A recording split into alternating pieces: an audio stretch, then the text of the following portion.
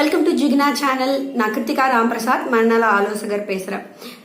நம்ம தொலைச்ச பல விஷயங்கள் நிறையா நம்ம மீட் எடுத்துக்கிட்டு இருக்கோம். உதாரணத்துக்கு சொல்லணும்னா துணிப்பை பயன்படுத்துறது, அப்புறம் வாழை இலை பயன்படுத்துறது அப்படின்னு சொல்லிட்டு நம்மளோட சுற்றுச்சூழலோட நல்லதுக்காக நம்ம பல விஷயங்களை மீட் எடுத்துக்கிட்டு இருக்கோம். அதே மாதிரி நம்மளோட மனநலத்துக்காக ஒரு விஷயத்த மீட் எடுக்கணும் அப்படிங்கறத உங்களுக்கு சொல்றதுக்காக தான் இந்த வீடியோ. அப்படி நம்ம தொலைச்ச விஷயம் என்ன அப்படின்னு கேட்டீங்கன்னா முன்னாடி பல பேருக்கு இந்த டைரி எழுதுற பழக்கம் இருந்தது. எல்லாரும் என்னோட பர்சனல் டைரி யாரும் படிக்காதீங்க அப்படின்லாம் சொல்லி ஆளுக்கு ஒரு டைரி வச்சிருந்தோம். இப்போ அந்த பழக்கம் இல்லாமே போயிடுச்சு. இதுக்கு முக்கியமான காரணம் நம்ம செல்போன் தான். சரி, இந்த டைரி எழுதுறதுனால என்ன நல்லது அப்படின்னு கேட்டிங்கன்னா, இந்த டைரி எழுதுறதுனால என்ன ஆகும் அப்படின்னா நம்மளை பற்றி நம்ம இன்னும் கொஞ்சம் பெட்டராக புரிஞ்சுக்குவோம். நம்மளை பற்றி நம்ம நிறைய யோசிச்சு பார்ப்போம். நம்ம வாழ்க்கையில் நம்மளை என்ன நடக்குது, நான் ஏன் இந்த விஷயத்த செய்கிறேன், எதுக்காக செய்கிறேன், நான் எதை நோக்கி பயணிச்சுக்கிட்டு இருக்கேன் அப்படிங்கிறதெல்லாம் நம்மளுக்கு புரியும். இன்னைக்கு அதெல்லாம் தெரியாமல் தான் நம்ம ஒரு ரேட் ரேஸில் ஓடிக்கிட்டு இருக்கோம்.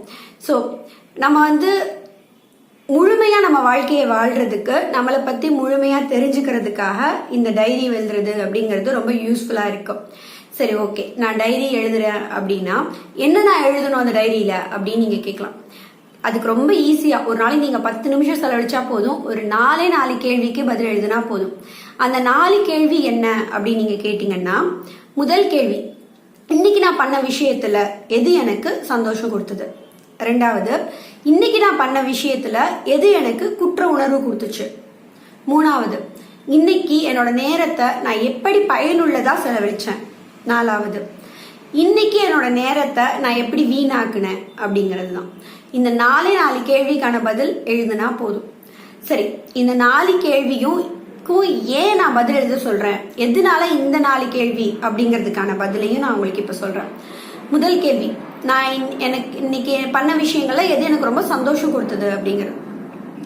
சில நேரம் நம்ம துவண்டு போயிடுறோம், நம்மளே மீட் எடுக்கிறதுக்காக போராடுறோம், சரிங்களா?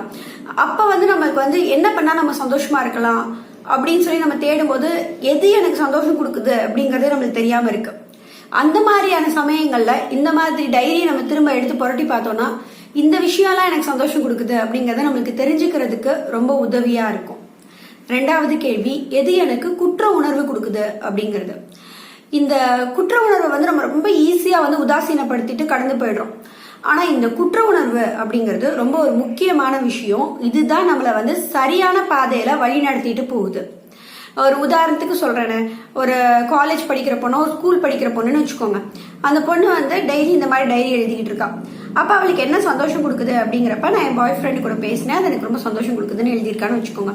அதுக்கப்புறம் எது எனக்கு குற்ற உணர்வு கொடுத்ததுன்னா, நான் இன்னைக்கு அம்மா அப்பாவுக்கு தெரியாம நான் என் பாய் ஃப்ரெண்டு கிட்ட நான் போன்ல பேசினேன், அது எனக்கு குற்ற உணர்வு கொடுத்துருக்கு அப்படின்னு எழுதியிருக்கான்னு வைங்களேன். இதை எழுதும் போது அவளுக்கே தெரியும், ஓகே, இந்த விஷயம் சந்தோஷமா இருந்தா கூட இது சரியான சந்தோஷம் கிடையாது, இதேதான் எனக்கு குற்ற உணர்வும் கொடுக்குது, அப்ப நான் இந்த விஷயத்த செய்யக்கூடாது அப்படின்னு சொல்லிட்டு மற்றவங்க சொன்னாலாம் இப்ப யாரும் கேட்க மாட்டாங்க. ஸோ அவங்களே எழுதுனாங்கன்னா யோசிக்கிறதுக்கு ஒரு வாய்ப்பா இருக்கும். அதே மாதிரிதான் பெரியவங்களுக்கும் இருக்கு. இப்போ ஒரு அரசு பணியில ஒருத்தர் இருக்காருன்னு வைங்களேன், எல்லாருமே இப்ப லஞ்சம் வாங்குறாங்க அப்படின்னு சொல்லிட்டு அவரும் லஞ்சம் வாங்கிட்டாரு. ஆனா அவருக்கு ஒரு குற்ற உணர்வு இருக்குன்னா அதை அவர் எழுதும் போதுதான் அவர் திரும்ப அதை நினைச்சு யோசிக்கும் போது, இல்ல இது தப்பு, நம்ம நாளைக்கு பண்ணக்கூடாது அப்படிங்கிறது இருக்கும். ஸோ நம்ம சரியான பாதையில நம்மளை எடுத்துட்டு போறதுக்கு இந்த குற்ற உணர்வு ரொம்ப ரொம்ப ரொம்ப முக்கியமானதா இருக்கும். அதை நம்ம உதாசீனப்படுத்தவே கூடாது.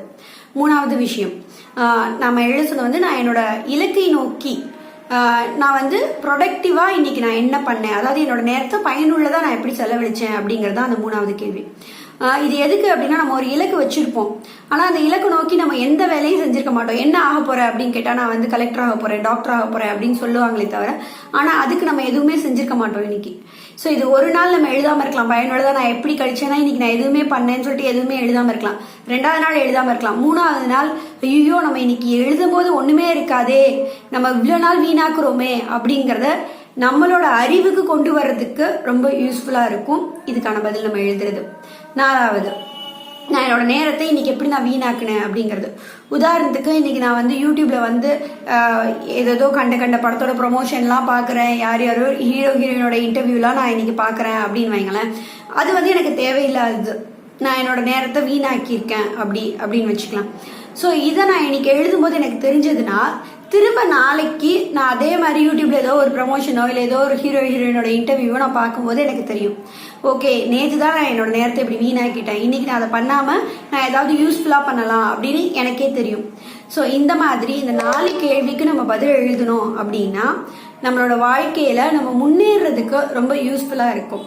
அதனால நம்ம தொலைச்ச பல பழக்கங்களை மீட்டெடுக்கிற மாதிரி இந்த டைரி எழுதுற பழக்கத்தையும் நீங்க மீட்டெடுக்கணும் அப்படிங்கிறத நான் உங்ககிட்ட கேட்டுக்கிறேன்.